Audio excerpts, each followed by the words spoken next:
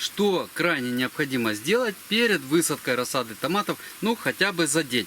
Перво-наперво нужно осмотреть свою рассаду и понять, что она уже готова к высадке. У нас рассада вот в таком состоянии сейчас на данный момент, до 9 листьев. И стволик достаточно утолщенный, он не тонкий, не потянутый, крона хорошо развита. Но единственное, что, конечно, еще не совсем готовы по нормам бутоны. Допускается раскрытие бутонов на растениях до 10%. Вот здесь бутоны уже собираются. Ну, не будем мы ждать, пока они раскрываются. Рассаде становится тесно в объемах рассадного стакана. Корневая система полностью сформирована, стебель готовый, листьев наросло нормально. И чтобы предотвратить дальнейшее вытягивание рассады, ну, сейчас на данный момент она выглядит у нас вроде бы как неплохо.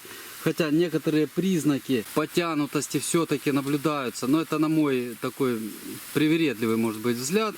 Так, в общем, рассада, в принципе, неплохая. То есть принято решение завтра проводить высадку. И нам сейчас необходимо сделать несколько вещей. Перво-наперво это простимулировать развитие корневой системы в рассадном стакане. Мы будем стимулировать янтарной кислотой из расчета 4 грамма кислоты на 10 литров воды, пролив под корень.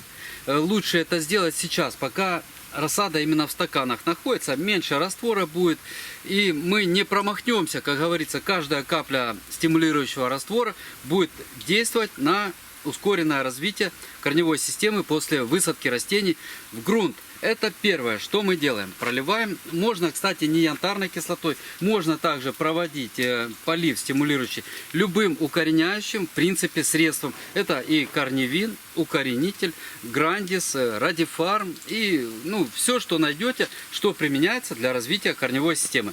Это первое. И, в принципе, вот за день до высадки это надо сделать обязательно. Второе, вечером сегодня, после проведения стимулирующего полива, мы проведем профилактическую обработку ридомилом Голд по листам.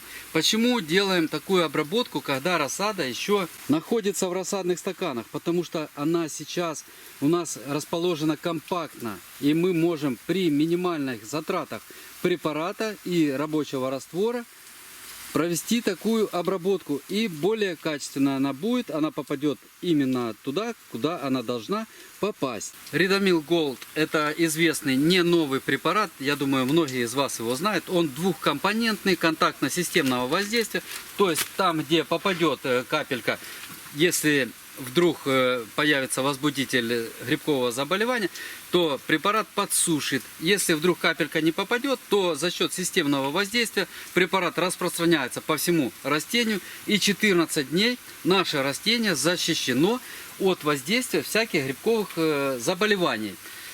Почему это так важно сделать перед высадкой? Вот сейчас в рассадных условиях у нас рассада растет, но завтра мы будем высаживать туда, где уже в течение нескольких лет мы выращиваем томаты. У нас на ограниченном участке нет возможности соблюдать севооборот.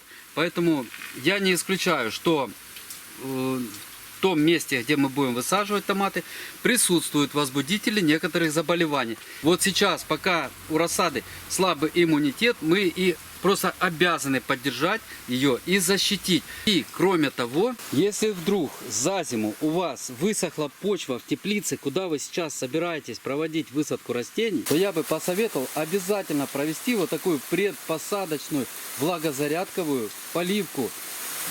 В течение часа-двух мы проливаем здесь почву для того, чтобы высадить растения во влажную среду. Это для растений будет очень полезно. Спасибо за внимание. Желаю вам хороших урожаев и крепкого здоровья. До свидания.